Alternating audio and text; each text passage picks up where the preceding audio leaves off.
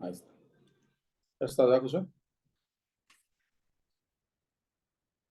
Bueno, ¿quién faltaría por ahí? El hermano Alex y los Bisuet también, ¿verdad? El hermano Bisuet.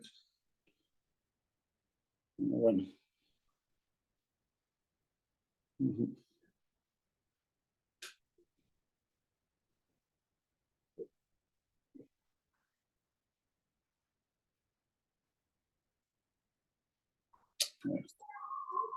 Ay, que no me dice que no me peiné.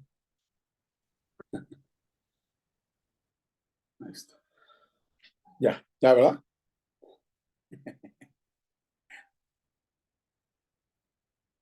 Ya, ya quedó, ¿no? Bueno, vamos a orar. Vamos a orar. Rosita, ¿nos diriges en oración ahí con Mateo, por favor? Sí, pastor. Vamos a Amado orar. Dios, te damos gracias, Señor, porque en esta hora nos permites estar nuevamente reunidos, Señor. Muchas gracias te damos, Señor, porque por este medio, Señor, podemos hacerlo. Muchas gracias te damos por la vida del pastor Samuel, de su esposa, Señor, y de cada uno de los hermanos que estamos aquí, Señor. Te pedimos, amado Padre, que seas tú dándonos la sabiduría, que el Espíritu Santo sea guiándonos a toda verdad, Señor, y que todo esto, Señor, sea con el propósito, Señor, de conocerte más, para exaltarte, para adorarte, Señor, y para poder compartir el Evangelio también, Señor. Que este proyecto, Señor, sea de gran bendición, que este proyecto sea de bendición para las congregaciones, para nuestras familias, para nuestra vida, Señor. Muchas gracias te damos, amado Dios. Amén. Sí. Amén. Gracias. Bueno, la semana pasada terminamos con el repaso de neumatología. Uh-huh. Gracias a Dios ya tenemos, creo yo, dos hermanos que se van a especializar en neumatología y estamos orando porque faltan todavía, eclesiología casi no hay. No he escuchado a nadie que quiera especializarse en eclesiología. Hay un candidato, pero no nos confirma. Pero bueno, vamos a empezar a crear aquí como una especie de campo de entrenamiento. ¿Les parece bien? Vamos a ponernos nuestro short, nuestros tenis, ¿sí? Nuestra playera y vamos a salir al campo de entrenamiento. Por ahí, como un relax de esto que estamos haciendo, vamos a buscar organizar un torneito ahí de fútbol y de básquet. A lo mejor vamos allá a casa de la hermana Janet, ¿verdad? Que nos preste su cancha de fútbol particular que tiene. Y vamos a organizar ahí una competencia deportiva. Pero bueno, eso lo platicamos después. A ver, hermanos, ubíquense, tengan sus Biblias, por favor, ahí en la mano. Y vamos a abrir nuestras guías ahí precisamente en la especialidad o en la guía de neumatología. Ajá.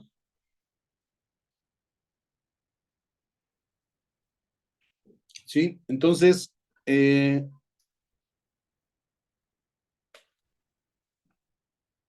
vamos a ubicarnos. Lleva como paréntesis, aquí llevan un plus los de Betel, porque eso lo acabamos de platicar, pero bueno, no importa. Aquí todavía no estamos compitiendo entre nosotros. Más bien no estamos compitiendo entre nosotros. Eh,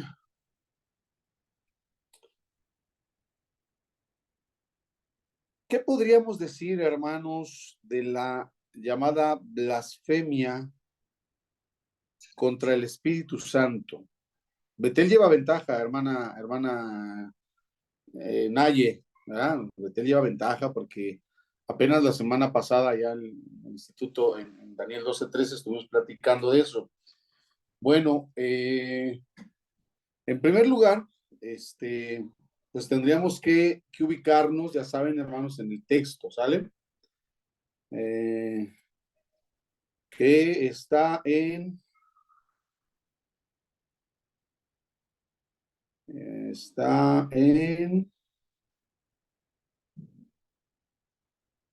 ay Dios, Mateo, ¿qué es?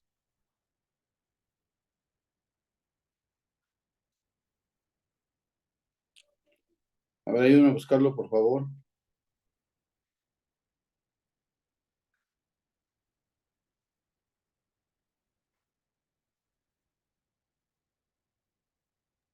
Es Mateo 12:22, pastor. Es el que vimos, ¿verdad? Ok, Mateo 12:22. Ah, a partir de ahí empieza, ¿verdad? Este tema. Bueno, eh, ¿qué podríamos decir de la blasfemia contra el Espíritu Santo? Betty Hernández, Betty Hernández, la que se va a especializar, vamos a echarla al ruedo. A ver, platícanos. Yo sé que te agarro en curva, pero no importa, prefiero ahorita agarrarte en curva y no que te agarren después. ¿Qué es la blasfemia contra el Espíritu Santo, Betty? Pues creo que era atribuirle los milagros que hacía él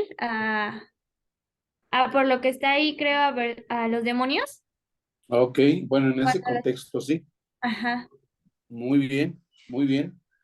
Entonces, si eso es así, Betty, todos podemos estar tranquilos porque, pues, yo creo, no sé, a ver, podríamos estar tranquilos todos, de acuerdo a lo que Betty nos está diciendo, de que no hemos, y si me permiten, voy a entrecomillar la palabra blasfemar, o sea, todos estamos aquí al menos, podemos estar tranquilos porque nosotros no hemos blasfemado contra el Espíritu Santo, um, según lo que está, la definición que está dando Betty. Eso sería así, o sea, nadie le hemos atribuido a Satanás o a los demonios los milagros que hace el Espíritu Santo o Jesús en este caso. Estaríamos tranquilos sabiendo que esa es la blasfemia contra el Espíritu Santo. O vaya, dicho de otra manera, esa es la única manera, o sea, yo no estoy diciendo que la respuesta de Betty esté mal, ¿eh? No estoy diciendo, yo estoy ahorita en mi papel de una persona nueva, digamos, ¿sale? Que está preguntando eso porque fíjense que les platico que la hermana Janet, que es bien buena evangelista, llegó al centro de rehabilitación donde estoy yo internado y nos regaló unas Biblias y yo me puse a leer la Biblia y me puse a leer ese pasaje en Mateo 12:22 al 34 y vi eso, vi que hay un pecado, ¿verdad? La blasfemia contra el Espíritu, esa no se perdona. Entonces, como yo no entiendo bien eso, le pregunté a Betty y Betty me dio esa respuesta. Entonces yo digo, bueno, pues yo no he hecho eso, yo no le he atribuido eh, los milagros que hace Jesús al demonio, por lo tanto, pues no he cometido ese pecado de blasfemia, ¿no? El que se señala ahí en el 31. Entonces, eso es correcto, estoy bien yo. En parte sí, pastor, pero también es más allá de eso, ¿no? Es la resistencia como hombres, como nosotros resistirnos al llamado o a lo que nos manda el Espíritu Santo. Bueno, Ajá. más cosas, ¿no? Oponernos al Espíritu Santo también sería estar blasfemando, no darle el lugar que él tiene en la Trinidad, también sería blasfemia o endurecernos también, o sea, yo creo que hay más cosas, ¿no? Okay. Bueno, entonces, entonces lo que debo de entender es que la palabra o el concepto de blasfemia no se quedaría solamente en lo que tradicional o conceptualmente entendemos que sería como ofenderlo y tampoco se quedaría, digamos, en lo que Betty nos respondió, sino que blasfemia en este contexto es más amplio, o sea, el pecado de blasfemia contra el Espíritu es más amplio, abarca más cosas, ¿sí? ¿Es lo que estoy entendiendo? Sí, Sí, yo pienso que sí, pastor. es como la oposición a la verdad, ¿no? Cuando Ponerse la se verdad. habla de el espíritu de verdad. Creo Ok, que había en Juan, en primera de Juan, menciona que es el espíritu de verdad, ponerse a esa verdad. ok. Bueno, muy bien. ¿Alguien que quiera opinar al respecto? Yo, pastor, Sí, hermana Naye. aquí uno de los ejemplos es en Hechos 7:51, en donde Esteban les decía a los judíos: ustedes siempre resisten al Espíritu Santo, son duros de servir, son contrarios a Dios, a su palabra, ¿no? Entonces, la blasfemia no solo es no reconocer su obra y atribuirle sus obras a Satanás, y tampoco no es solo una ofensa verbal, sino un rechazo de su verdad, de su iglesia. El no quererse congregar es porque no queremos, es una incongruencia decir, por ejemplo, ay, yo sí quiero a Dios, pero no voy a congregarme porque no me caen bien, o así. Estamos rechazando lo que Él ha ordenado. Entonces, un ejemplo también de ese rechazo es cuando Esteban les decía a los judíos, ¿no? Y dice que ellos crujieron sus dientes contra él y pues terminaron matándolo. Sí, sí, sí. Ok. Bueno, voy a dejar esta preguntita, la voy a dejar aquí, digamos como que en stand-by para tratarla adelantito, ¿vale? Entonces, si yo estoy entendiendo que la blasfemia abarca más cosas, puedo de manera crítica, así, me voy a poner ahora en la posición crítica. Puedo pensar que hay una amplia y a lo mejor común actitud de blasfemia actualmente contra el Espíritu Santo dentro de la iglesia. O sea, digo, por todo entonces lo que significaría, ¿no? La voy a dejar ahí la preguntita y ahorita vamos a regresar a ella. Pero por lo pronto ahí en sus guías nos tocaría un tema bien bonito, hermanos, a mí me gusta mucho, que sería el repaso de antropología bíblica. Ya tienen sus guías, ¿verdad? Ya creo que así ya tienen todas las guías completas. Entonces, en sus guías tocaría el siguiente punto, que es antropología bíblica. Va a ser de volada este repaso, porque de hecho nada más abarca, pues por ahí lo pusimos nada más en un puntito y como 10 incisos. Entonces, lo primero que vamos a recordar, hermanos, es el origen, según nuestra guía, el origen de la humanidad. ¿Cómo surgió la humanidad? Nosotros, pues, desde la respuesta clásica, ¿no? De la fe cristiana, sabemos que Dios nos creó, ¿no? Dios hizo al hombre a su imagen y semejanza. Ajá.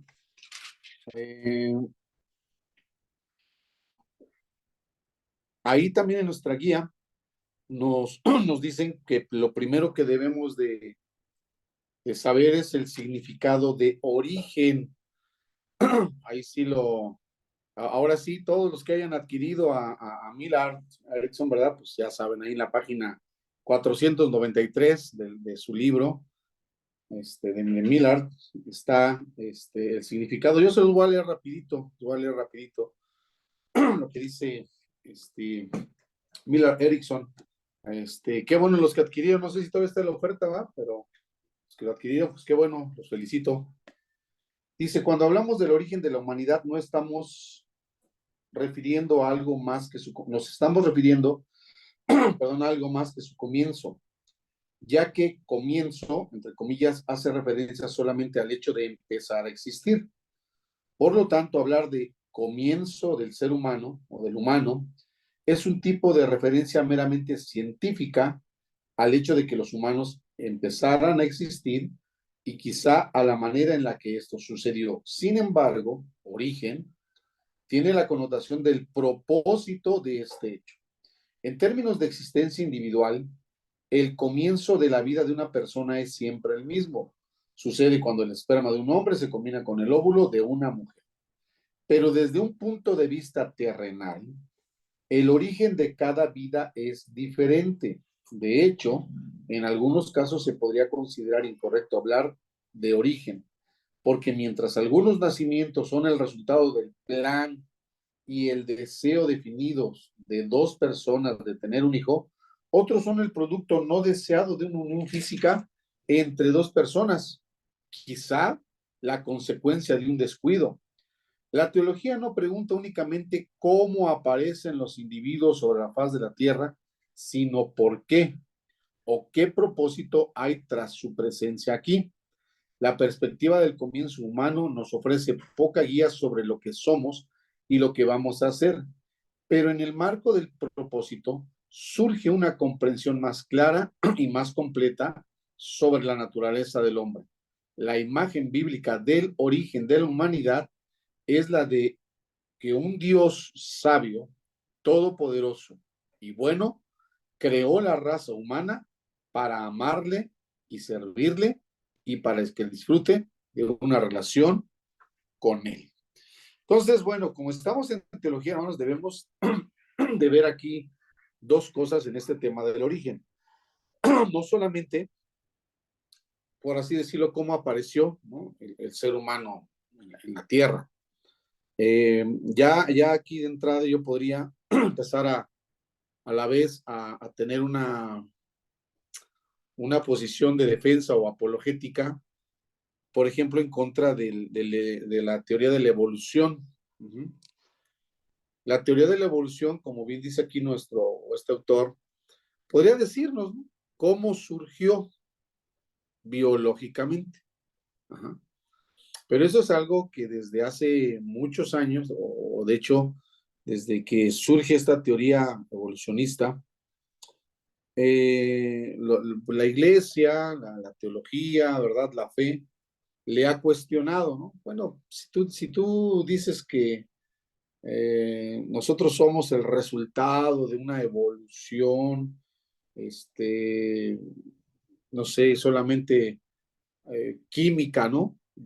Ahí en esos procesos celulares, ¿no?, de reproducirse células y células, y luego hasta convertirse en organismos, y luego esos organismos convertirse pues ya en especies así, ¿verdad?, acuáticas, sencillas, hasta, bueno, todo lo que significa eso. La pregunta sería, bueno, ¿y qué? O sea, ¿dónde entonces la raza humana empezamos a desarrollar o a entender, si es que lo hubiera, si es que el evolucionismo tuviera razón, ¿verdad? ¿Dónde empezaríamos a entender el por qué estamos aquí? O sea, el mismo evolucionismo, la misma ideología evolucionista nos da el propósito para estar aquí. Si solamente fuéramos en este largo proceso evolutivo, pues un eslabón más, o sea, porque, digo, no, la materia no es propiamente la teoría de la evolución, ¿verdad?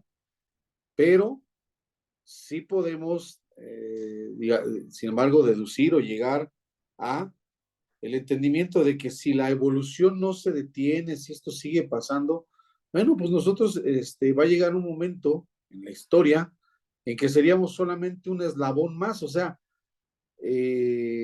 ¿cómo podríamos entender que somos ya,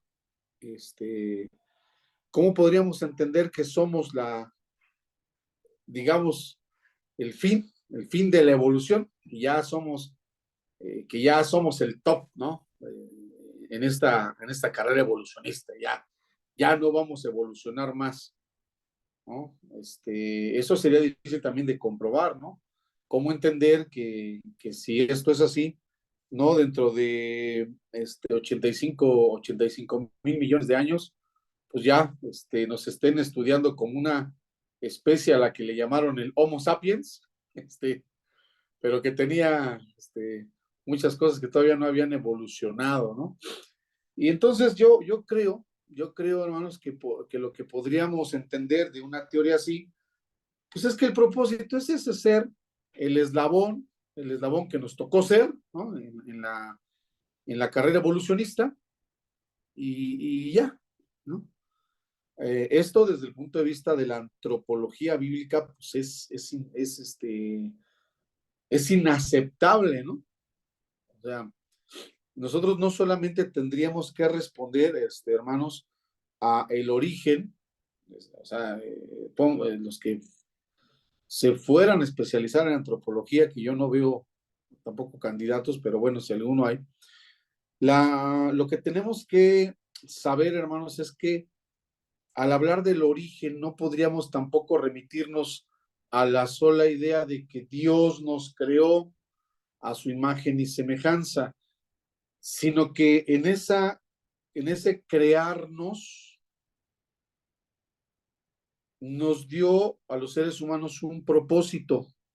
Hay una razón, y esa razón no es humana. Si nosotros sostenemos que nuestro origen está en Dios, entonces la razón, el propósito de haber sido creados es divino, ¿sí? El propósito es divino. No me voy a detener tanto a leer a Millard Erickson aquí, pero como un comercial, les platico, ¿verdad? Que allá en Dios Fiel, en el estudio de los jueves que tenemos, pues acabamos de platicar del Génesis, ¿verdad? Estamos platicando del libro de Génesis, y nada más vimos 4 temas precisamente, ¿verdad? Sacamos 4 temas del Génesis, ¿se acuerdan, no? Fanny, Josué, Liz, hermano Alex. El origen de la humanidad, el origen de la familia, el origen del mal y el origen del pueblo de Dios. Eso es un comercial, pero bueno, estamos compartiendo a nuestros demás hermanos. Es lo que estuvimos platicando los jueves acerca del Génesis. Y en el origen del ser humano, lo que tratábamos de ver es precisamente lo que, no sé si decirlo de esta manera, entre líneas dice el Génesis 1 y el Génesis 2. También recuerdo, Betty Hernández, que en nuestra materia que tuvimos el año pasado de Introducción al Antiguo Testamento, veíamos Génesis, ¿te acuerdas, no? Y hacíamos el comparativo, ese mismo que hicimos en los jueves, de la diferencia de relatos. O sea, hay 2 relatos para la creación del ser humano. Uno está en el Génesis 1 y otro está en el Génesis 2, ¿verdad? Lo veíamos. Y bueno, en una dinámica ahí lo que tratábamos de hacer era ver cómo esos 2 cuadros de la creación nos describen, por ejemplo, ¿verdad? ¿Qué es el ser humano desde el plan de Dios? ¿O qué tendría que haber sido, ¿no? Al hablar de imagen y semejanza, ¿no? ¿Qué es lo que tenía que haber desarrollado el ser humano? ¿Cuál era precisamente eso, sus funciones? ¿Cuál era la razón de que Dios lo hubiera puesto aquí? Bueno, todo eso, hermanos, se tiene que saber. Por eso ahí el siguiente puntito dice el estado original de la humanidad, ¿sí? El estado de Adán y Eva. Ese es el siguiente inciso que está ahí. También ahí Millard Erickson nos ayuda, ¿verdad? Para esta información. Les comparto que hay otro libro de teología. También estuvimos consultando, no solamente para hacer las guías, pues los tenemos que leer, nosotros sí los tenemos que leer, ¿verdad? Es este de Charles Hodge, Teología Sistemática, de Charles Hodge, también es de Editorial CLIE. Bueno, aquí, por ejemplo, Charles Hodge nos habla no solamente de la doctrina escritural, ¿verdad? Sino también de las antiescriturarias, diría él, la teología pagana de la generación espontánea, la moderna doctrina de la generación espontánea, teorías del desarrollo, el carácter ateo de esta teoría.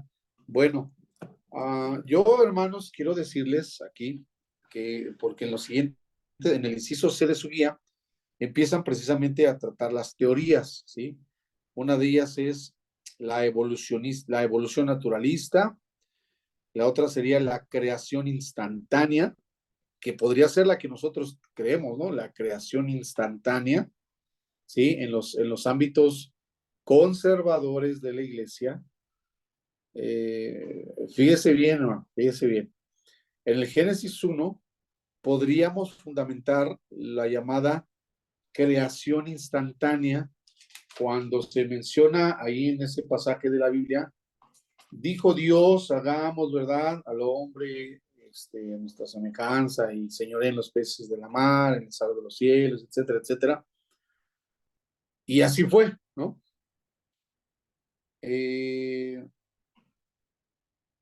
La cuestión ahí es que pudiéramos estar, hermanos, ante una interpretación literalista, ¿sí? Literalista del Génesis 1, ¿vale? Los que se vayan a especializar en antropología y aún los que no, yo les pediría que tengan cuidado con eso. De entrada, yo no estoy diciendo que el ser humano no haya podido aparecer instantáneamente al mandato o a la voz de Dios, como parece ser, ¿no? Digamos, el resto del relato bíblico de la creación ahí en el Génesis 1. Y dijo Dios, sea la luz, y fue la luz. Ajá. Y separó Dios las aguas de las aguas y llamó a las aguas de arriba cielos y a las aguas de abajo mares, y lo demás fue la expansión, etcétera. Y nosotros podemos creer que lo que dice el Génesis 1 es literal. Repito, que a la voz de Dios, a la indicación de Dios, sea hecho, fue hecho. Ajá. Entonces, en esa inercia del texto del Génesis 1, así tendría también que haber aparecido el ser humano, hombre y mujer, ¿no? Les voy a leer, por ejemplo, esto que también aquí nos dice Millard Erickson. Ahí, para los que quieran la referencia, está en la página 498. La creación instantánea. Bueno, en la parte opuesta de lo que se vio anteriormente está lo que algunas veces se denomina creación instantánea o fiat. Esta es la idea de que Dios, con un acto directo, dio vida casi instantáneamente a todo lo que existe. Fijémonos en dos características de este punto de vista. Una es la brevedad que implica, y de ahí lo relativamente reciente, que es lo que ocurrió en la creación. Aunque hubo varias etapas en la creación, una después de otra, no transcurrió un espacio de tiempo sustancial desde el principio hasta el final del proceso. Quizás una semana del calendario más o menos. Otro principio de este punto de vista es la idea de la obra directa de Dios. Dios hizo el mundo y todo lo que hay en él sin utilizar medios indirectos o mecanismos biológicos, sino mediante la acción y el contacto directo. En cada caso o en cada etapa, Dios no utilizó materiales ya existentes. Las nuevas especies no surgieron por la modificación de especies anteriores, sino que fueron creadas nuevas desde el principio, o por decirlo de otra manera, fueron creadas especialmente por Dios. Todas las especies son totalmente distintas unas de otras. Específicamente, Dios hizo al hombre enteramente mediante un acto creativo, único y directo. El hombre no procede de ningún organismo que ya existiese previamente. Esto, por supuesto, esta teoría de la creación instantánea, pues es una respuesta, ¿verdad? Un ataque, una contra versus a la teoría evolucionista, ¿no? La evolución naturalista. O sea, eso es lo que nosotros sostenemos como cristianos. Ajá. Eso es lo que a nosotros nos han enseñado y lo creemos. Pero insisto, hermanos, esto tendría que ver con la interpretación literalista del Génesis 1. Ajá. O sea, el interpretar literalmente el Génesis 1.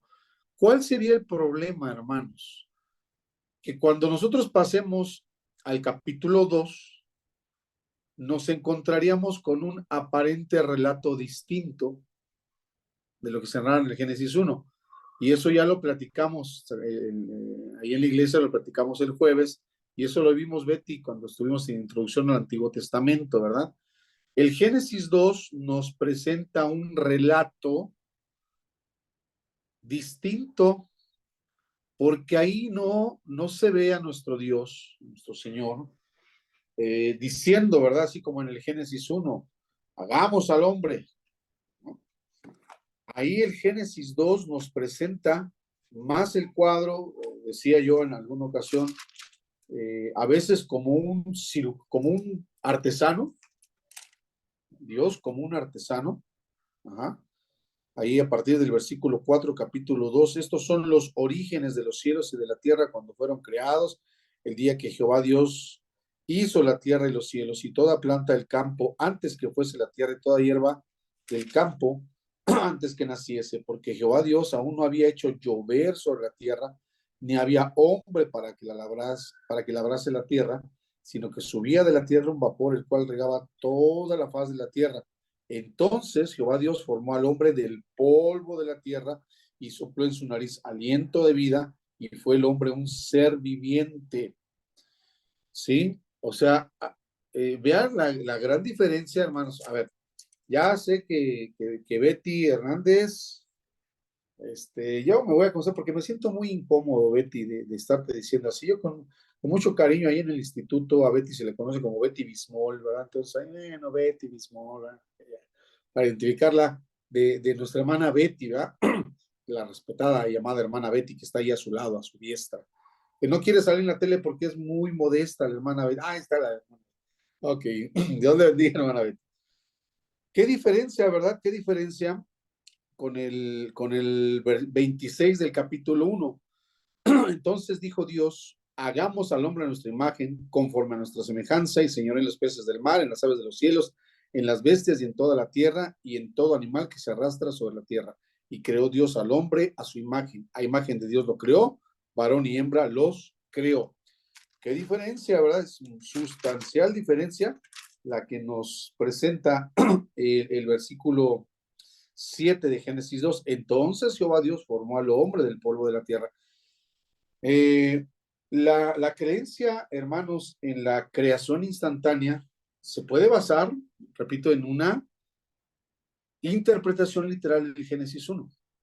Va a brincarnos un problema cuando, de la misma manera, querramos leer el Génesis 2 de manera literal. Y entonces ahí, ¿verdad? Los que son buenazos, a lo mejor ahí como para arreglar las cosas, ¿verdad? Esos que no se les complica nada y que acomodan de volada, ¿verdad? Pues a lo mejor pudiéramos sacar respuestas, repito, así muy prácticas para decir, bueno, no, es que sí, lo creó, así como dice el Génesis 1, pero ya después, o sea, como que lo fue moldeando, ¿no? Y de repente ahí, hermanos, brincar esas cuestiones que ahí sí hay que tener también cuidado de brincarnos hasta digamos, a la aplicación práctica o devocional, ¿verdad? Imagínense que yo me aventara una predicación más o menos así, ¿eh? Voy a tratar de subirme al escenario en el púlpito y empezar a decir, y es que Dios, hermano, la Biblia dice que Dios creó al hombre a su imagen y semejanza. Y así todos fuimos creados. Pero ¿qué es lo que sucede, hermano, varón? Nada más aquí, ahorita nada más un varón, creo, no me está Josué. Iglesia, cuando usted abre su Biblia en el Génesis 2 y se encuentra con que Dios está formando al hombre. Y la explicación es esta, amado. Es que Dios, cuando vio su creación, dijo, oh, ahí está, pero parece que no tiene forma. Y entonces empezó con sus propias manos. Diga conmigo, sus propias manos. Bueno, no diga nada, está bien. Sus propias manos se empezó a formar. ¿Quieres decir algo, Josué? Sus propias manos. Y entonces vemos, ¿verdad? Vemos a nuestro Dios dándole forma a nuestra vida. Y así es, hermano. Porque mire, usted cuando nace, usted puede decir que usted ya es la imagen de Dios. Así nació usted. Pero conforme pasó el tiempo, usted se fue deformando. Diga conmigo, me fui deformando. Y por eso es que necesitamos la creación del Génesis 2. Y esta noche el Señor quiere hacer una nueva criatura de usted con base en el Génesis 2, porque el Señor lo va a empezar a moldear, le va a empezar a dar el acabado, la perfección. ¿Cuántos dicen amén?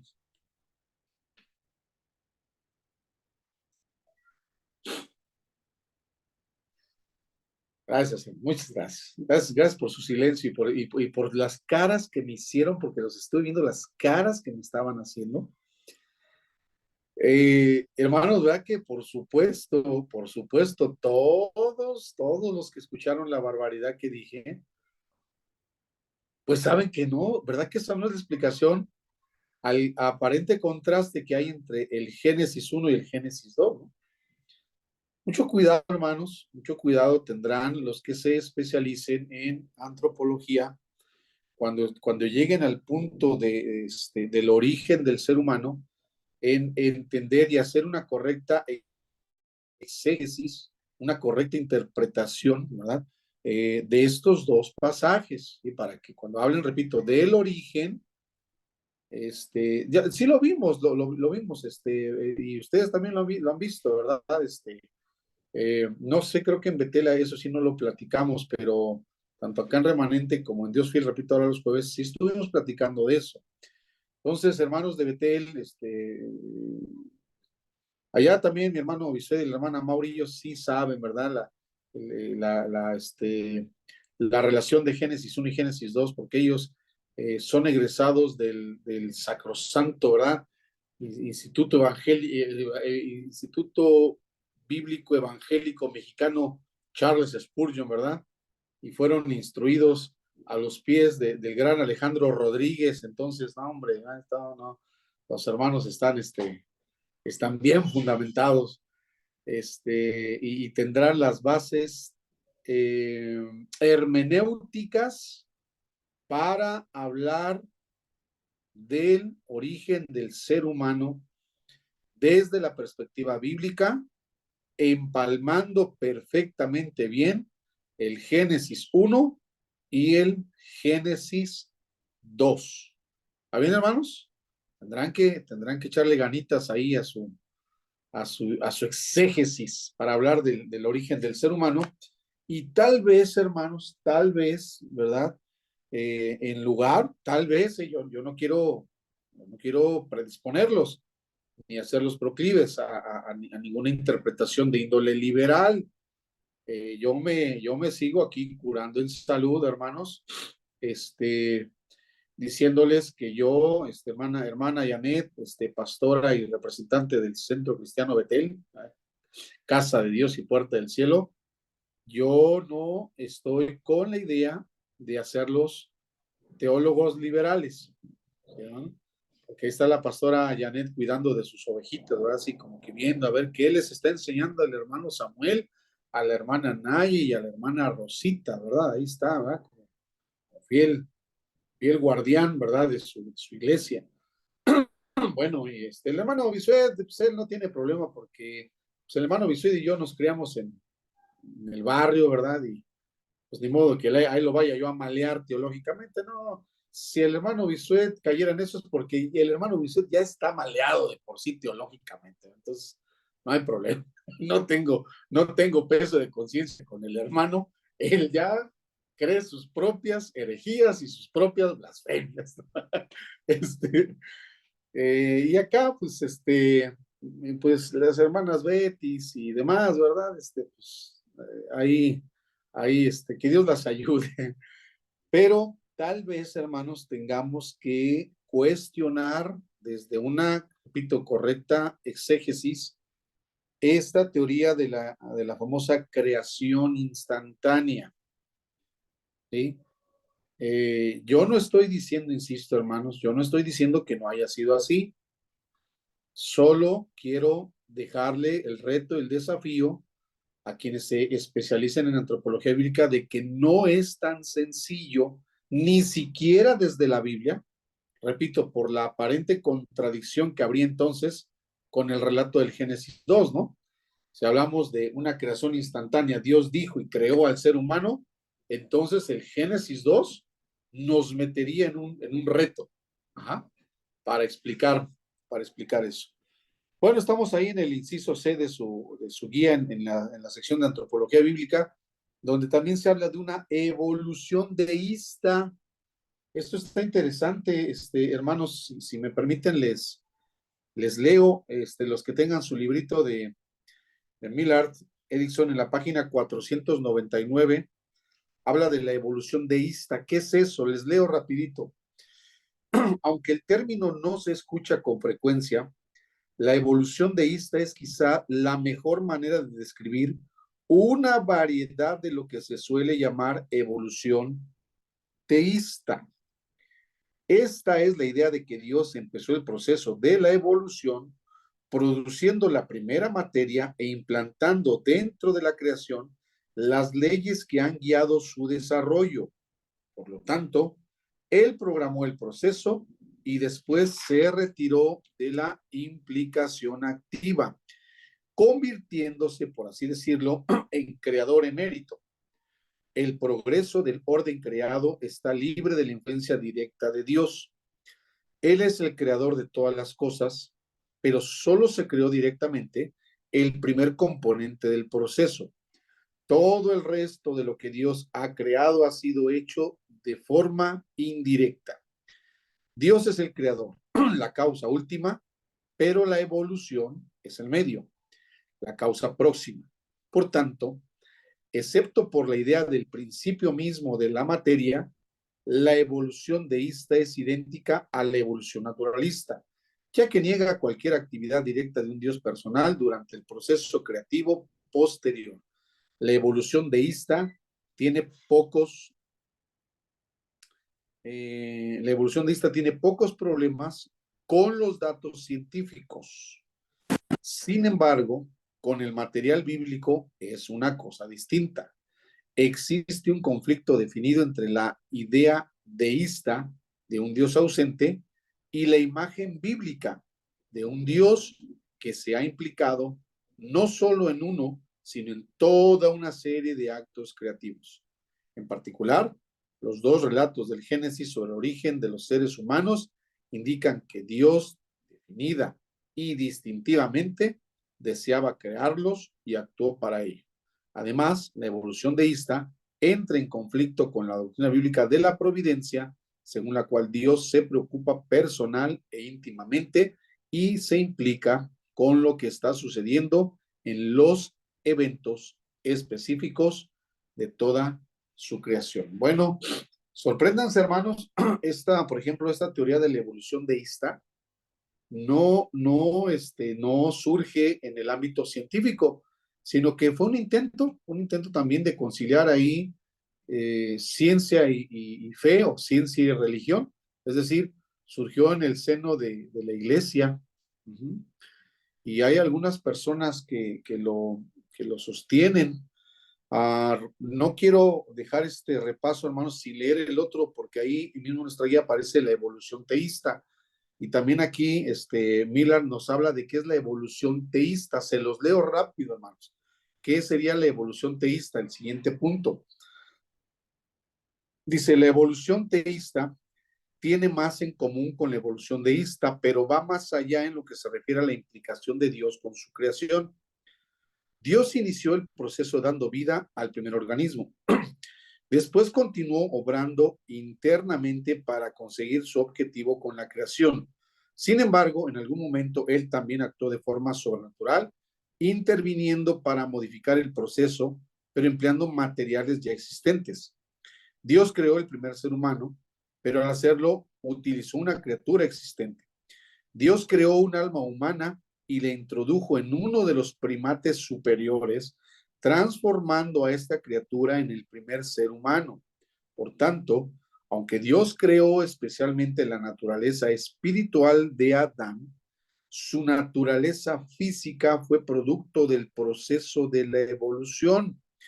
La evolución teísta no tiene muchas dificultades con los datos científicos, ya que enseña que la dimensión física de los seres humanos surge a través de la evolución. Por lo tanto, puede acomodar cualquier evidencia de continuidad dentro del proceso que se haya producido en la raza humana. Con respecto a los datos bíblicos, la evolución teísta a menudo sostiene la idea de que existió una pareja original, Adán y Eva. Cuando esto es así, no hay dificultades para reconciliar la evolución teísta con las enseñanzas de Pablo sobre lo pecaminoso de la raza. Al tratar los capítulos introductorios del Génesis, se siguen una de estas dos estrategias. Afirmar que el Génesis no dice nada específico sobre la manera en que se originó el ser humano o considerar el pasaje como simbólico. En el último caso, polvo, la palabra que aparece en el 2.7, por ejemplo, no se toma literalmente, más bien se interpreta como una referencia simbólica a una criatura ya existente, una forma inferior a la humana. Esta interpretación particular merecerá, dice aquí nuestro autor, un posterior escrutinio después de que hayamos examinado la opción final. Bueno, existe esta otra variante, la llamada evolución teísta, que han sido respuestas, hermanos, que ha dado la iglesia, que han dado sorprendas de los teólogos cristianos, repito, ¿verdad? Para hacer ver que ciencia y religión no se contradicen. Ajá. Y esto, hermanos, pues tiene, digamos, si usted leyera a esos autores que hablan de la evolución teísta, se lo digo igual, ¿verdad? No sería tan fácil contradecirlos, ¿eh? Porque aplican pues una exégesis, una manera de interpretar, como ya leímos aquí en el ejemplo. Para ellos, la palabra polvo no significaría literalmente lo que siempre hemos creído los conservadores, ¿verdad? El barro, así, del barro, hemos creado del barro. Y luego, a ver, hermanos, aquí quiero hacer un paréntesis, pero con cierto énfasis, porque mire, también nosotros, desde el bloque conservador, por cierto, ayer íbamos platicando de que en la apologética, esa ciencia también, ¿verdad?, entre filosófica y teológica, se hace una defensa de la fe. Y para hacerla, muchas veces recurrimos como que información científica, como que a ciertos datos científicos para decir, miren, cómo la ciencia corrobora lo que dice la Biblia, ¿sí? Esto lo han escuchado ustedes seguramente muchas veces, ¿no? Y entonces, hablando de esta cuestión del origen de la humanidad, yo escuché hace muchos años que alguien nos decía que las propiedades químicas del barro de la tierra, literalmente, ¿verdad?, coinciden con las propiedades químicas del cuerpo del ser humano. ¿Cuál es la idea de una afirmación así? Decir que la ciencia, ¿verdad?, está corroborando lo que dice la Biblia. O sea, fíjese cómo nosotros sí también recurrimos de alguna manera a esa herramienta. Decir, es que la ciencia, ¿no?, comprueba lo que dice la Biblia. Pues, hermanos, voy a decirlo de esta manera, como que en estudios exegéticos más serios, los evolucionistas teístas también recurren a la ciencia. solo que a la inversa, o sea, como que al revés, ¿no? Y lo que dicen los que creen en la evolución teísta es que más bien la Biblia corrobora lo que dice la ciencia, ¿sí? O sea, nosotros los que somos más conservadores, más fundamentalistas, decimos, la ciencia corrobora lo que dice la Biblia. Ajá, espero estar siendo claro. Y estos que sostienen la evolución teísta dicen lo mismo, pero al revés. La Biblia corrobora lo que dice la ciencia. Ajá.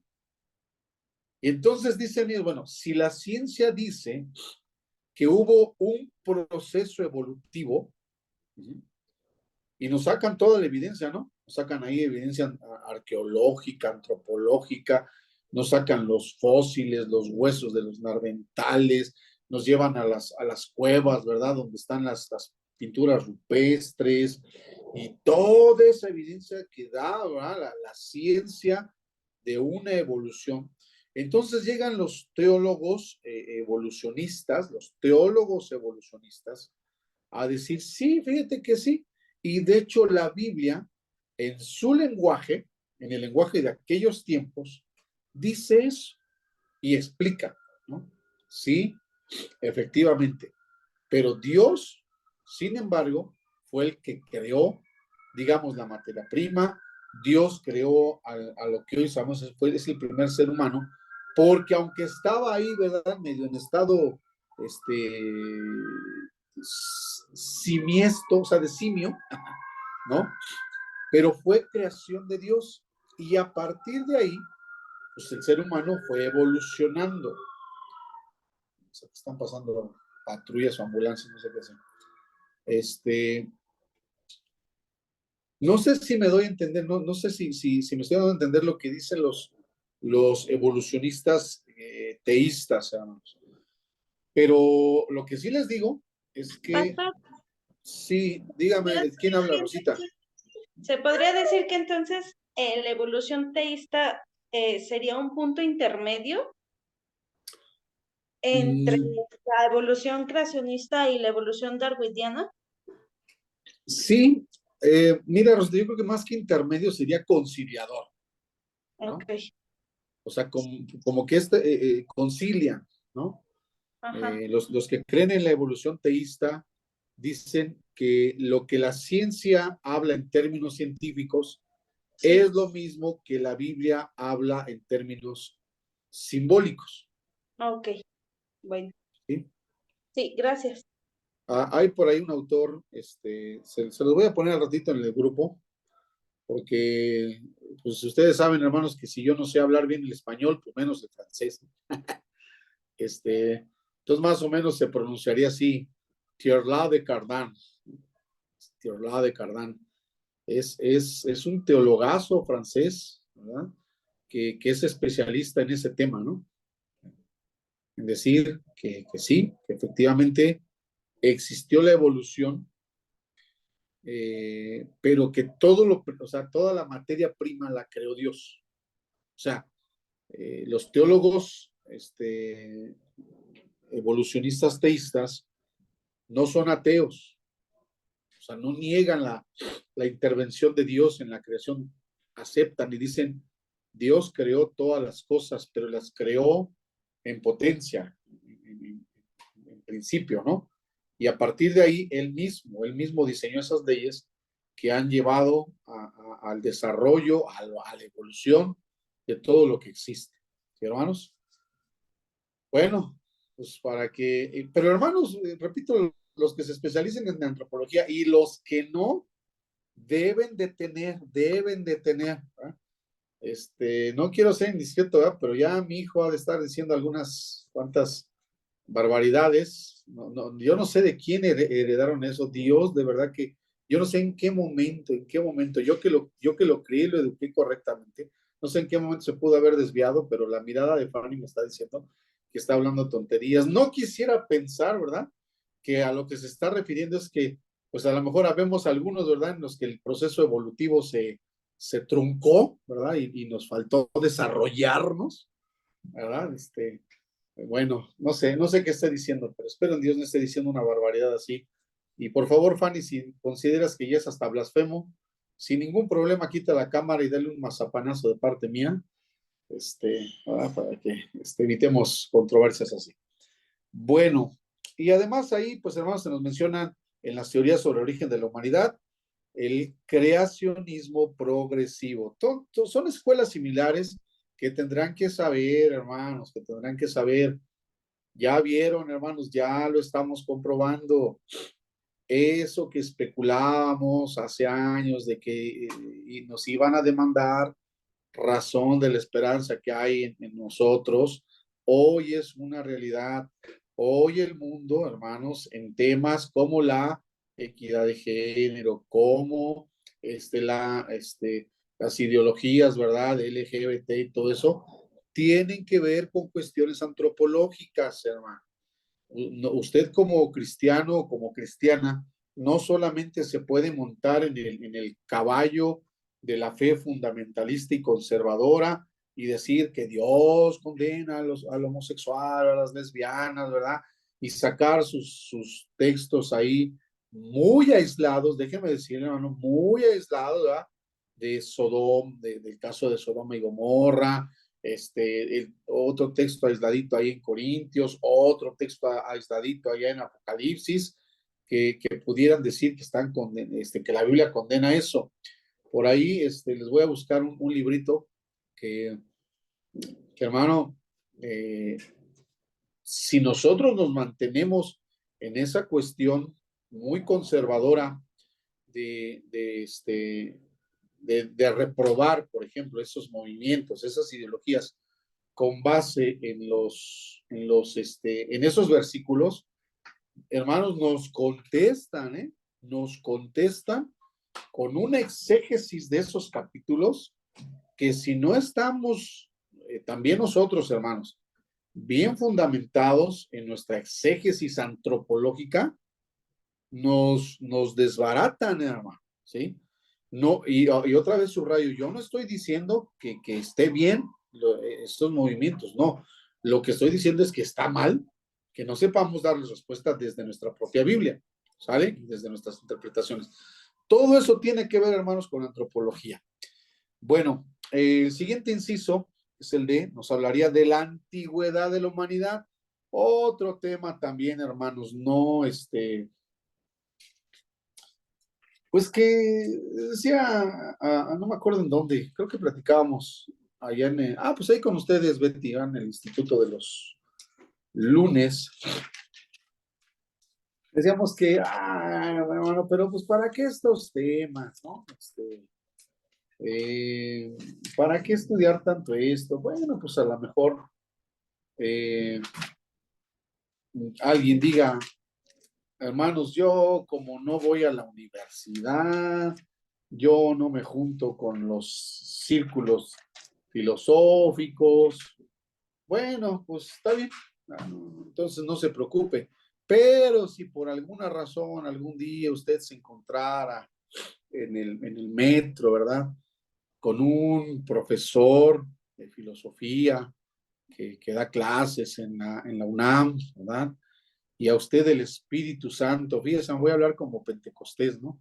A usted el Espíritu Santo lo llevara, así decía, a ver, acércate a ese hombre y regálale ese folleto que traes ahí en la mochila. Y usted bien obediente a la voz del Espíritu se acerca, ¿verdad? Y le da, buenos días, señor, oiga, me permitiría regalarle este tratado.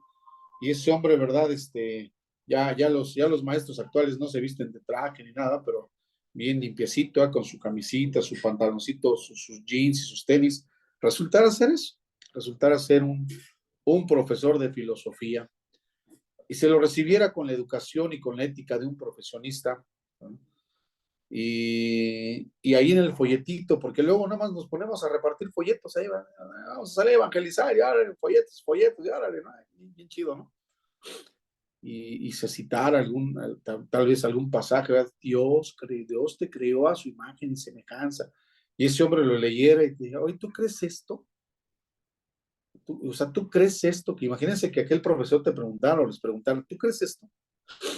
Y sí, amén. Sí, porque la Biblia dice que empezara aquel hombre, imagínense, a sacarnos, ¿no? Y bueno, para no ser tan larga esta idea, pues acabáramos nosotros evangelizados, ¿no? En lugar de ser evangelistas, acabáramos evangelizados por la ciencia. A lo mejor eso no pase nunca, puede ser, pero como quiera, pues hay que estar preparados, ¿no? E insisto, hermanos, los que tienen la bendición de ser papás y los que tienen la bendición de ser hasta abuelitos o abuelitas, ya el reto y el desafío es real. Por ahí lean, dense la oportunidad de ver el debate y hermanos, ya no me voy a meter en las polémicas de política porque ahorita me fue peor que cuando el América le ganó al Cruz Azul la final, ¿verdad? Ahí en el Estado de México me fue peor con las elecciones, porque fue una paliza brutal la que nos dio Morena ahí en el Estado de México, ¿no? Fue terrible, terrible. Entonces no me voy a meter en ese pleito, ya, bueno, reconozco mi derrota.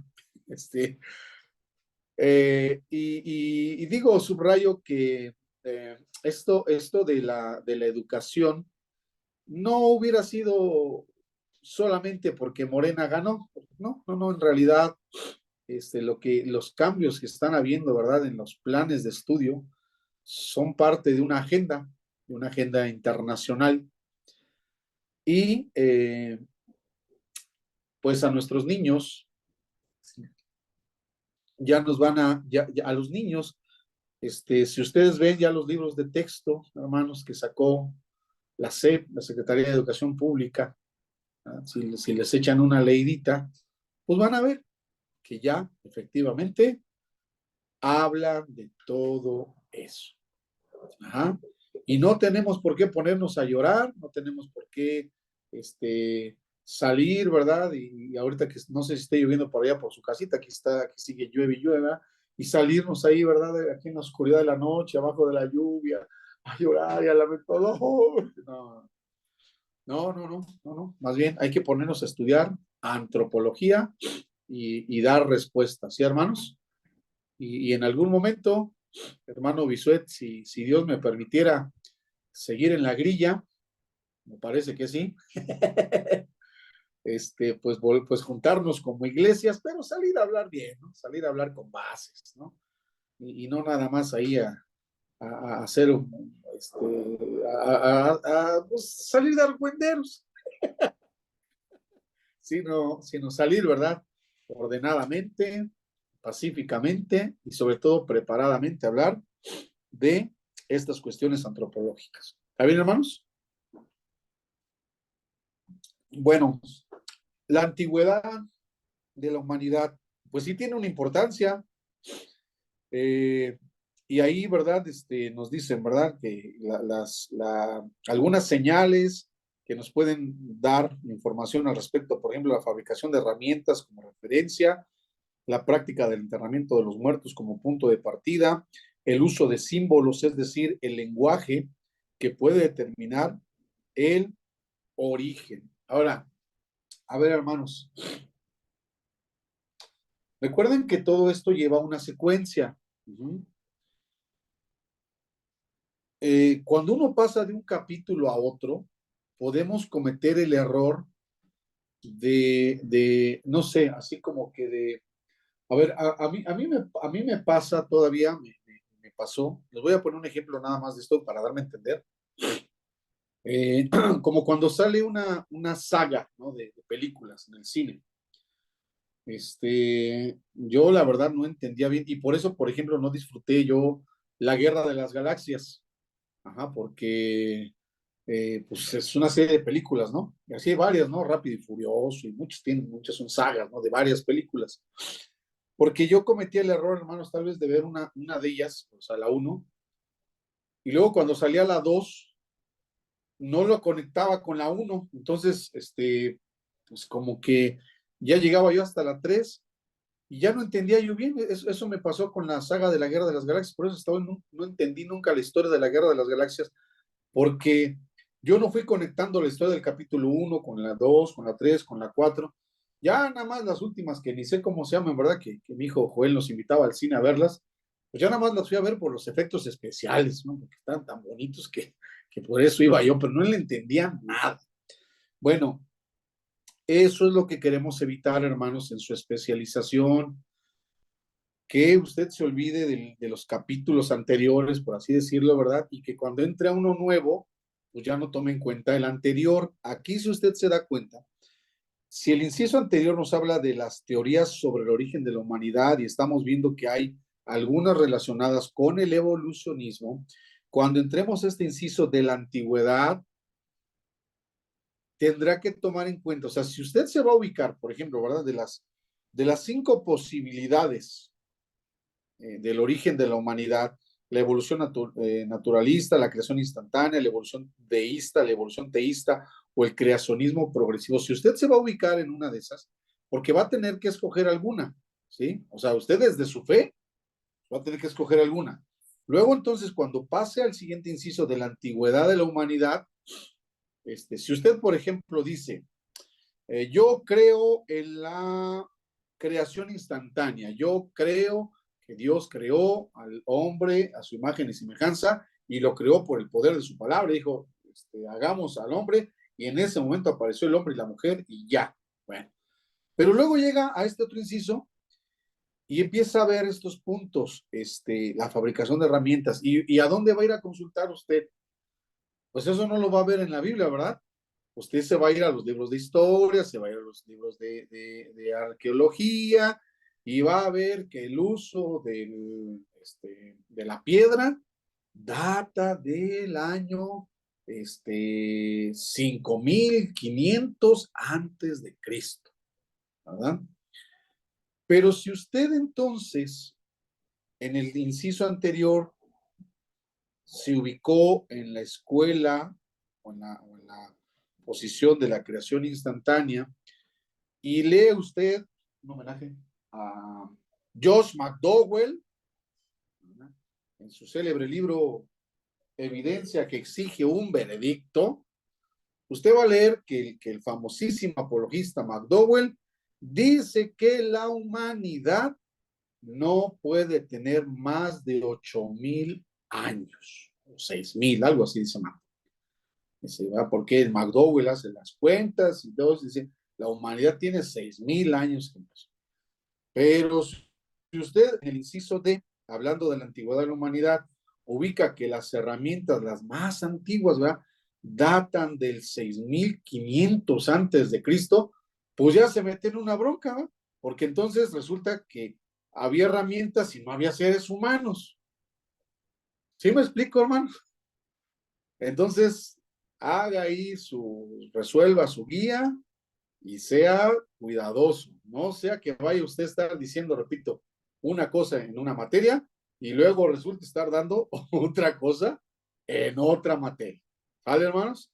Bueno, de ahí, pues nos vamos a pasar, y lo digo no por las herramientas, sino hasta por el origen de la escritura, ¿no? Acuérdense que ya hemos visto ejemplos, ¿no? En los que en el Génesis se habla de Belén, la ciudad de los reyes, y Belén se fundó quién sabe cuántos años después, ¿no? Bueno, ahí vamos a seguir avanzando en eso. El inciso E, pues ya nos habla de esto que también es importante para nosotros, el ser humano, imagen de Dios. La imagen de Dios. Entiéndase qué significa la imagen de Dios. Entonces, en primera tenemos que ubicar los pasajes de la Biblia que hablan en ella, o que hablan de ella, de la imagen de Dios. No solamente es el Génesis 1, ¿eh? Hay más pasajes. Pablo cita un montón de veces, ¿no? La imagen de Dios en el ser humano. Bueno. Y luego viene esto, hermanos. ¿Qué es la imagen de Dios? Por lo menos nos dan tres posibilidades. Una que sería física, esa que hermanos, de verdad, todavía hasta hoy, hay muchos cristianos que no sé si consciente o inconscientemente, pero la sostienen. Pero déjame decir que si hay una escuela seria, que dicen que la imagen de Dios en el ser humano es física. O sea, pues que Dios sí tiene manos, pies, ojos, oídos. ¿Ah? Yo sé que de entrada usted podrá decirme con esta afirmación que están bien mensos, ¿no? Los que creen en eso.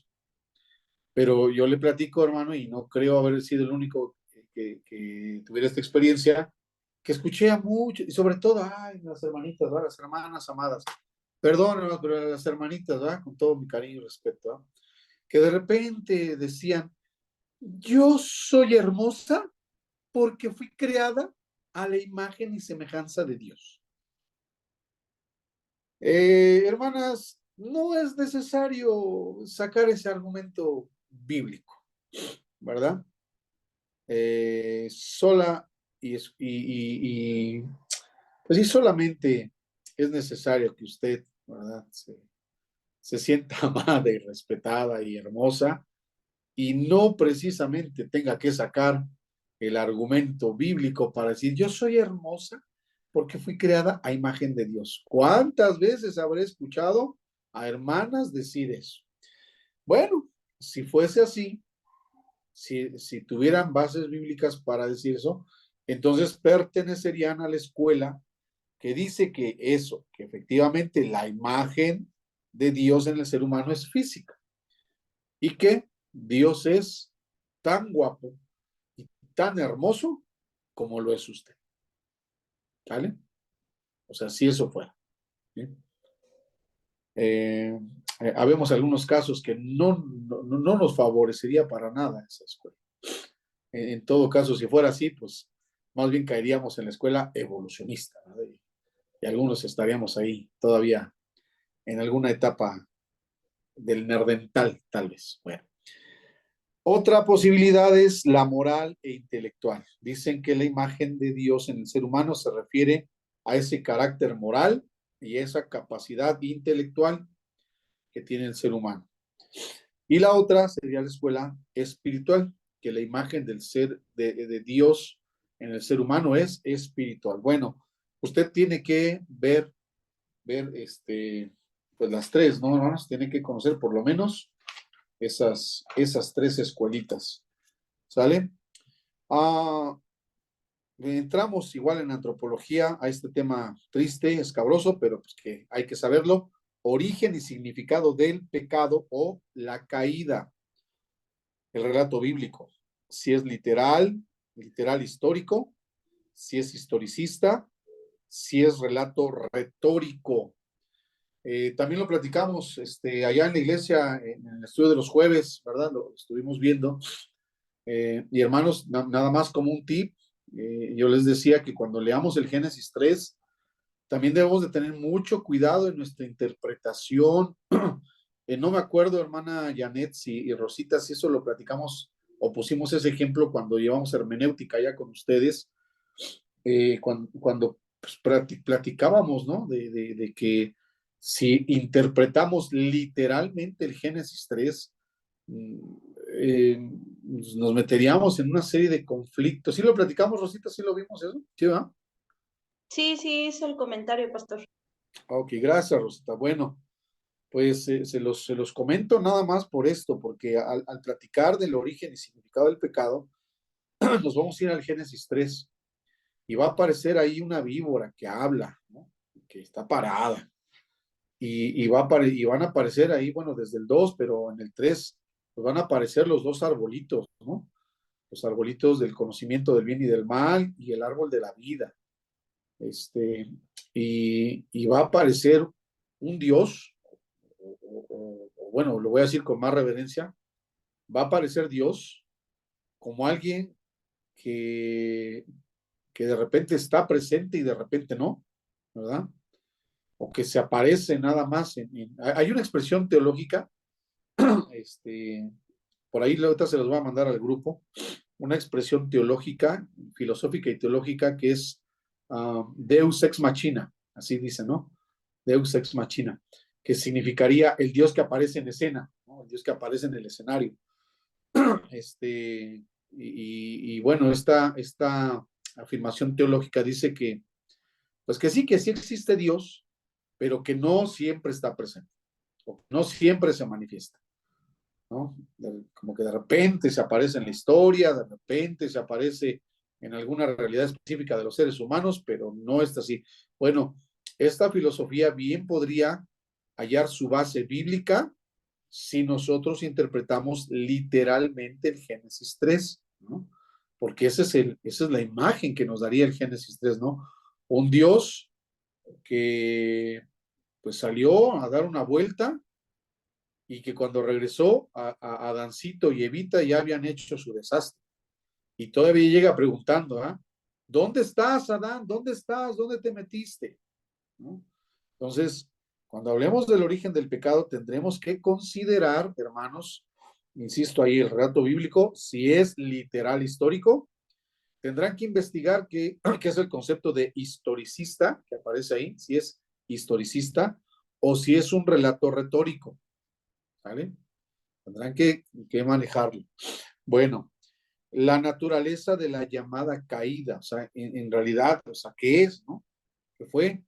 Porque también decir la caída fue cuando se tragaron la manzana, pues, bueno, pues ahí tendríamos también que explicar, ¿no? ¿Por qué creemos eso? Los resultados, las consecuencias, todo lo que surge. Bueno, agradecemos a Dios ya llevar algún trecho recorrido en estos temas, ¿no? Para los que quisieran agarrar esta materia. Y por último, la naturaleza constitucional del ser humano. Eso también es un broncón, ¿verdad, hermanos? Por lo menos debe de saber usted las tres escuelas más grandes, conocer las tres. La tricotomía, que dice que somos espíritu, alma y cuerpo. La dicotomía, que dice que somos una parte material, en este caso el cuerpo, y una inmaterial, ¿sí? Que podría ser alma, espíritu juntos, o nada más alma, o nada más espíritu. Eso sería la dicotomía. Y la monista, que por su origen etimológico griego, de monos, uno, significaría que el ser humano es una unidad indivisible, que no se puede descomponer en partes, ¿no? Estas tres escuelas las tiene que saber usted, hermano, y ahí hay mucha información respecto de esto. Bueno, estamos terminando con nuestro repaso de antropología. Antes de retomar la preguntita con la que dije que la íbamos a dejar ahí en stand-by, ¿tienen alguna pregunta, algún comentario de esto, hermanos, rapidito de antropología bíblica?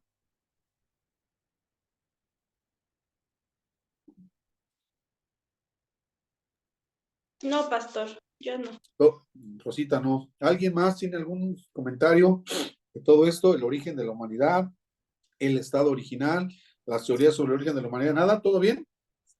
Sí, pastor, todo bien. ¿Todo bien? Ok. Bueno, a ver, ahora recuérdenme cuál fue la preguntita que dejé en stand-by. ¿Sí la apuntaron o no?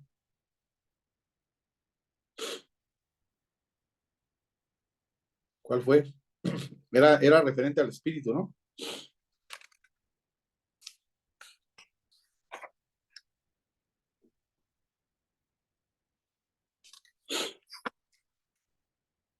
No me digan que nadie la apuntó, hermanos.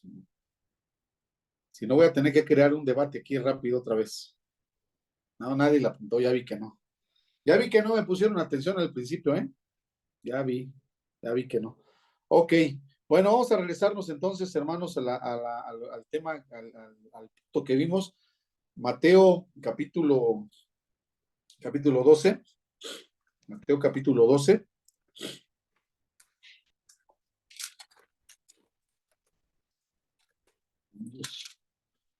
Donde se habla de este tema que nuestros amados y respetados editores de las Biblias subtitulan la blasfemia contra el Espíritu Santo. El contexto de este pasaje es que a nuestro Señor Jesucristo le llevaron un endemoniado que estaba ciego y que estaba mudo, ciego y mudo. Y Jesús dice ahí, le sanó, literalmente dice el 22, le sanó de tal manera que el ciego y mudo veía y hablaba. Ajá. La respuesta de la gente es que estaba atónita y se preguntaba si él era el hijo de David, Pero los fariseos al oírlo decían, este no echa fuera los demonios, sino por Belcebú, príncipe de los demonios. Ajá.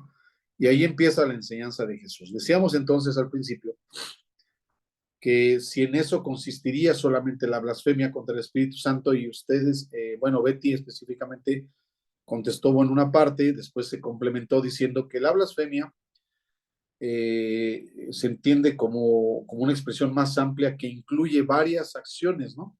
Varias, como podría ser el resistir a la voz del Espíritu Santo, como podría ser es que esto lo leíamos en el viernes, veíamos, hermanos, que en el contexto de Hebreos, cuando dice que resistir al Espíritu empezaría, por ejemplo, ¿verdad? Con la cuestión de dejar de congregarse, ¿no? Aquel versículo que dice, no dejando de congregarnos como algunos tienen por costumbre, nos va llevando, o sea, sería el contexto, ¿verdad? De llegar al otro versículo en el que habla, ¿verdad? De resistir al Espíritu de la gracia. Y mi pregunta que dejé en stand-by fue, ¿será, hermanos, que la iglesia tiene, por así decirlo, una actitud blasfema contra el Espíritu Santo en general? O sea, vaya, en algunos sectores? Esa fue la pregunta, ¿no? Que dejamos ahí en el aire. ¿Será? ¿Será que, por ejemplo, el pentecostalismo, y hablo así porque aquí todos somos pentecosteses, incluyendo al hermano Bisuet, que es bautista, pero también es pentecostés, ya lo confesó el hermano, ¿verdad? Ya dice, yo también soy un bautista, gracias a Dios, ¿verdad? Aleluya, bueno, por el Señor. ¿Será que siendo pentecosteses, hermanos, ya habiendo platicado de esto, podemos ver en la iglesia, y lo voy a decir así con la palabra, una actitud blasfema contra la obra del Espíritu? ¿Cómo ven? ¿Qué piensan, amigos? Nos quedan 5 minutos. Quiero escuchar su dulce voz rompiendo el silencio en mi ser. A ver, platíquenme.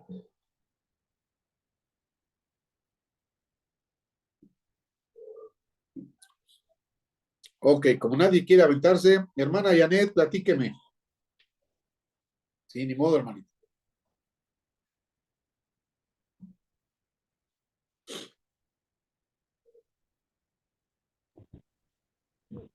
Porque yo, hermano.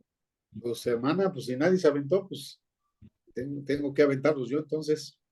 Y usted fue la más cerquita, mire, dice que se empieza por la derecha, la tengo aquí de mi lado derecho de la pantalla. Pues, esa fue la razón.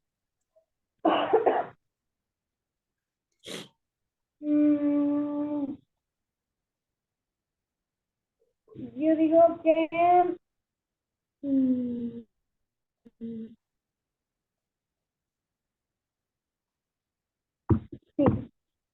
¿Sí? Ok. Pues qué grave, ¿no? A ver, mi hermano Bisuet, usted que está inmerso en otro, como que en un ambiente, no voy a decir diferente, sino más amplio, digamos, de esto. ¿Usted cree que la iglesia, hermano, que la iglesia, habiendo entendido que la blasfemia no es solamente ofender, sino hasta resistir, negarse, obedecer al Espíritu, ¿usted cree que la iglesia cristiana podría tener ese espíritu blasfemo contra la obra del Espíritu Santo? No, hermano, ¿Usted cree que no? no. Ok, bueno. La iglesia no. O sea, porque eh, el, hay cosas, bueno, el Espíritu de Dios, cuando alguien tiene el Espíritu de Dios, digo, voy a utilizarlo así, desarrollado, ¿no? O sea, no Sí, sí, adelante, adelante. desarrollado, o lleno, ¿verdad? En ese sentido, yo creo que no puede ocupar otra cosa en nuestra mente, ¿verdad? O en nuestro cuerpo más que el Espíritu de Dios, ¿verdad? Entonces, lo que yo hable y salga de mi boca debe salir en función a lo que, al Espíritu de Dios. Ok, gracias, hermano. Pues yo no sé si aquí, salieron los representantes de las dos escuelas, ¿verdad? La calvinista y la arminiana. Pero a ver, vamos a poner, pues vamos a echarle ganitas aquí con la que ya escogió su materia. A ver, Betty, ¿por cuál de las dos te vas? Mira, la hermana Janet dijo que sí, que ella ve, ¿verdad? Que ella ve una oposición, una resistencia a la obra del Espíritu. El hermano Yuset, plantado más en su escuela calvinista, él dice que quien tiene el Espíritu vive de acuerdo a lo que hace el Espíritu. A ver, Betty, tú como, tú como maestra de neumatología, ¿qué nos dices? Yo creo que sí, porque bueno, creo que el hermano planteó el lado como es aquellos hermanos que sí tienen el espíritu que están, o sea, tienen una comunión con el espíritu, pero yo creo que hay hermanos que no la tienen, porque también se puede contristar el espíritu, se puede, pues sí, puedes no tener esa comunión con él y pues se rompe, o sea, puedes, yo creo que sí se puede llegar a blasfemar por el hecho de, por ejemplo, el no congregarse, el no tener esa comunión con Dios, es como oponerse a esa verdad. Yo creo Ok, que está como al lado de sí, tener la comunión con el espíritu, pero los que no la tienen sí pueden caer en esa blasfemia. Yo pienso. ok. A ver, Josué, eh, ¿qué tendría que pasar para que no se tuviera esa comunión con el Espíritu Santo, como dice Betty? ¿Qué tendría que, o sea, si hay, a ver, lo voy a decir así, personas que no tienen esa comunión con el Espíritu Santo, ¿por qué sería? Ah, pues no sé, pero bueno, respondiendo a la primera pregunta, igual que el hermano Visual, yo creo que eso no pasa en la iglesia en conjunto.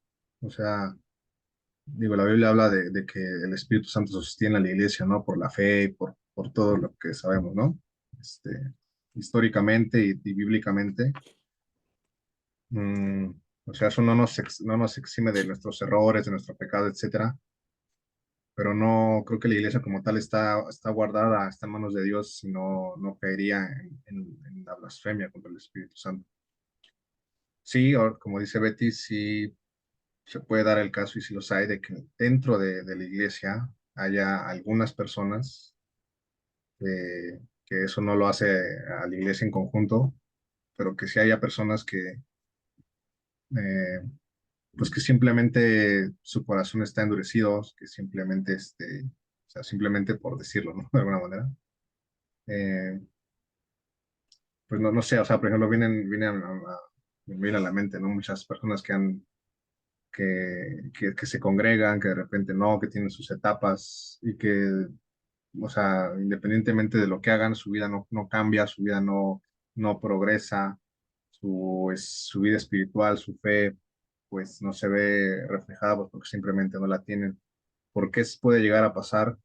Pues yo creo que, no sé, o sea, es como que la misma persona se niega, se resiste, o sea, porque excusas pueden haber muchas, ¿no? O sea, nosotros podríamos también a lo mejor testificar de infancias difíciles o de mm, dolores o pruebas muy grandes que pasamos y sin embargo aquí estamos. Tampoco creo que sea la labor de la iglesia que falle en la enseñanza, porque eso se ve en todas las iglesias, independientemente de qué también enseñen o qué tanto o qué tan teólogos sean o qué tan no. Entonces, yo creo que no es una cuestión de la iglesia como tal, sino es una cuestión de la persona. Y sí, la iglesia está guardada de eso, ¿no? Por ejemplo, aquí tomando la figura de los fariseos como figura, pues podrían representar a las sectas, ¿no? Que hoy también conocemos, que eso es lo que eran al final de cuentas, personas que decían o creían en Dios, pero a su modo, a su manera, pues obviamente ninguna de esas entra para nosotros en la categoría de iglesia. Entonces, eso lo podemos dejar como de lado. Pero sí, yo creo que tristemente habrá una o dos personas dentro de las congregaciones que, pues, que a lo mejor llegan, pero que no, pues no sé, no sabría darle una respuesta concreta a por qué resistirían o por qué blasfemarían contra el Espíritu. Ok. Bueno, pues vamos a dejar aquí, ya me pasé 4 minutitos, son los que normalmente damos de tolerancia al principio. Pues ahí está, hermanitos, vamos a seguir haciendo estas sencillas dinámicas, pero con la idea, ¿no? De que, por ejemplo, en este caso, Betty, pues ahí tienes, ¿no? Ahí tienes dos visiones, ¿no? De ello, y tendrás que, bueno, conocer más ampliamente las dos, profundizar en las dos y hallar una respuesta, ¿vale? Para tu ejercicio. Híjole, iba a decir pastoral, no sé por qué iba a decir, ¿no será que vas a ser pastora tú, Betty? Bueno, eso lo platicamos No después. creo. Pastor, Mande, mande, ¿no nos sí. puede No le escuché, hermana Betty, se dar entrecortó su mucho. opinión? Se entrecortó Su mucho, hermana opinión de Betty. usted. ¿Sí? ¿Ya me Mi op- escucha? Sí, le escucho. Tengo tal vez un pensamiento que los que no blasfeman contra Dios, pues no han nacido de nuevo. Los que blasfeman. A los que blasfeman contra el Espíritu, ¿no? No han nacido de nuevo, pensaría. Pero, ¿cuál sería su opinión tal vez de usted, pastor? Eh, Hermana Betty, estamos, fíjese, es lo que les digo, estamos en esta, digamos así, polarización inconsciente de las escuelas. O sea, se está manifestando muy claramente la escuela arminiana y la escuela calvinista. Ajá. Por su comentario, hermana Betty, pues usted está total y absolutamente arraigada en el calvinismo, aunque usted no lo supiera. Porque si usted dice que los que se resisten al Espíritu no han nacido de nuevo, pues entonces está repito, en esa posición. Eh, yo podría decir lo mismo, podría decir que hay gente que puede estar en las iglesias que no son convertidos, ¿no? Están ahí. El domingo, por ejemplo, nada más rápido, rapidito, hermana, el domingo ahí a la iglesia, aquí, la iglesia de Dios Fiel, le compartíamos eso, que pueden estar como a manera de aficionados. Ay, porque está bonita la música, ay, porque aquí está bonita la enseñanza, o sea, al estilo, ¿no? De los que le dan like, ¿no? Ahí nos pasa hoy en las redes sociales, ¿no? Uno puede poner un pensamiento bíblico, puede poner una reflexión con un mensaje aparentemente cristiano y recibir likes de gente que no sea cristiana, ¿no? Porque le pareció bonito, porque le parece interesante, pero eso no quiere decir que estén ya siendo guiados por el Espíritu. Y así creo que puede haber en la iglesia muchos aficionados, muchos simpatizantes. Yo también me iría por ese lado, ¿no? Pero sin embargo, hermanos, sí, aún en la posición arminiana, es decir, aquella que hace mucho énfasis en la voluntad del ser humano, y hasta para mí, lo voy a decir esto para mí, cae en el extremo del famoso libre albedrío. Este, eh, sí creo que existe la posibilidad de hombres y mujeres que hayan sido llamados por Dios, o sea, las claras, que hayan sido convertidos, pero y eso sería peor, ¿no? O sea, vaya, ninguna de las dos cosas es buena, porque tan grave es no ser convertido, o sea, es muy grave el que no está convertido y que nada más está como simpatizante, ¿no? ¿Cómo tan grave es el que está convertido y voluntariamente se niega, hermanos, a hacer la voz? Yo creo, hermanos, hermana Betty, que existen las dos. Ahí a lo mejor la labor pastoral, no la ponen bien difícil, de verdad, ¿eh? De verdad que a veces es bien complicado. Es que es aquí donde haya la teología, haya su aspecto práctico. Por eso es también groseramente brutal los que dicen, es que ¿para qué estudias teología? Pues, ¿cómo? ¿Para qué? Pues precisamente para esto, ¿no? O sea, de repente el decir, bueno, aquí, o sea, ¿cómo vamos a tratar con este hermano? Primero, para saber Una pregunta, se hermano, convirtió. Sí, hermano. nomás así rápidamente, ¿no? O sea, Sí, hermano. yo creo que cuando hemos aceptado a Cristo, somos sellados con el Espíritu Santo, ¿verdad? Sí, Todos sí, somos sí. sellados, ¿no? Claro. Y empezamos una vida, ¿no? Ujú. Entonces, pero llegamos al bautismo, ¿verdad? Nos bautizan y hemos renacido de nuevo, ¿verdad? Sí, Somos gente nueva, diferente en todos los sentidos, ¿no? sí. Entonces, cuando una persona sigue todos esos procesos, hermano, y sigue caminando, y ya podemos meternos hasta en la santidad, ¿verdad? Ujú. En ese sentido. O sea, seguimos la santidad, vamos escuchando, aprendiendo, ¿verdad? Haciendo lo que dice la palabra. Entonces, no puedo yo, en ese sentido, ¿verdad? Blasfemar en contra del Espíritu Santo, ¿verdad? Los que Sí. no siguen los procesos, hermano, o se quedan nada más en el bautismo y no salieron de nuevo, ¿verdad? O sea, se quedaron abajo del agua, no han nacido de nuevo, ¿verdad? Pues sí.